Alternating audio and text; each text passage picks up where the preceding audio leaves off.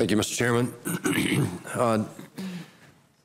I really appreciate you guys being here. This is a critical thing for my state as it is a lot of states right now. The Midwest has already seen major difficulties, obviously, and poultry producers nationwide are scrambling for answers and for help. Dr. Clifford, as you said in your testimony, people have lost their jobs and seen their livelihoods put in grave danger by this outbreak. You're exactly right. Georgians are fearful right now about what could happen to them in this next flyaway season. I applaud the timely and coordinated efforts of USDA and Georgia agricultural officials, as well as the University of Georgia scientists. But Georgians still eye the fall migration season warily, wondering what they can do to protect themselves. But Dr. Swain, as we look at this the flyaway season that's upcoming, I'm searching to see what might be different. We had a question about what best practices and what we learn, but I'm also concerned about the strain of this influenza. You've successfully determined the strain, I think, that's causing the current outbreak. Do you see an evolution of this disease that's causing you concern right now about the upcoming season and next year? And is there a point at which the biosecurity best practices today won't be enough to contain future AI infections? Those are excellent questions, and as scientists, we do not have all the answers. But we do have a body of research data, some generated by the University of Georgia on wild bird ecology with influenza viruses, and I know that that particular group, the Southeast Cooperative Wildlife Disease Study, is specifically working on trying to identify the viruses that might come back in the migration of the fall. And that impacts not only Georgia, but all the Southeast and the Atlantic Coast flyways. That would be the first step, is identification of the potential virus in those flyways, and from that, the information should be disseminated out through the poultry industries to tell the farmers that we do have a higher risk situation. They should reevaluate their biosecurity practices.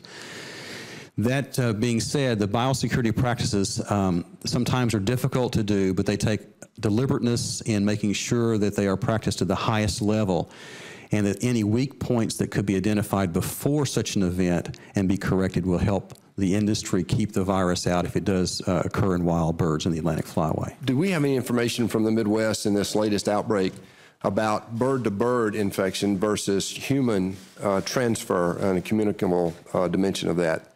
Do we have any information yet on that? Either? I think we understand the basic principles of the epidemiology, and Dr. Clifford had in his written testimony listed that environmental contamination is probably the biggest issue that allows the virus to move around.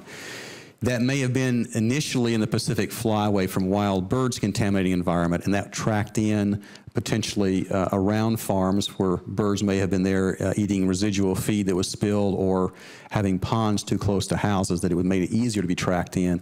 After the virus adapted in parts of the Midwest, then that contamination was in the barns, and they're more likely to have the tracking between barns by human activity. Not that humans are affected, because they're not infected, but they can carry it on shoes, clothes, hands, and equipment that might be shared between farms. And that's the challenge for all farmers, is to look at their comprehensive biosecurity plan, identify the weak points, and then take measures to prevent introduction, such as a better cleaning and disinfection program for maybe shared equipment like manure spreaders or tractors, et cetera.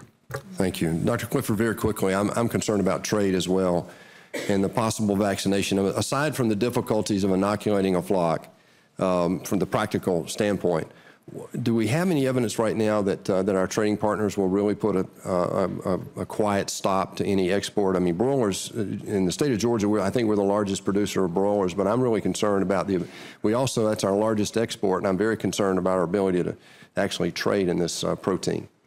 We, in May, when I was at the World Organization for Animal Health, discussed this with a number of our trading partners. And 3 or 4 of our trading partners indicated that they would definitely shut us off, the entire country, initially, until they had a chance to review the actions we were taking, why we were taking them, and what our plans, exit strategy for the use of vaccine was. Was that independent of inoculation? That was independent, yes. I mean, that was if you use it, period. Now, one of the reasons for that is because worldwide people look at the use of vaccine at times as the inability to control the spread of the disease.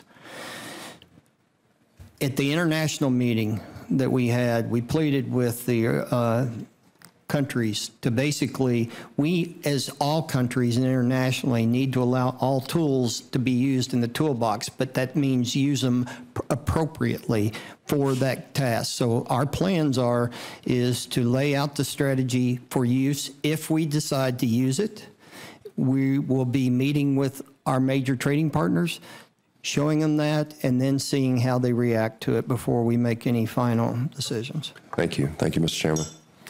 Senator Klobuchar.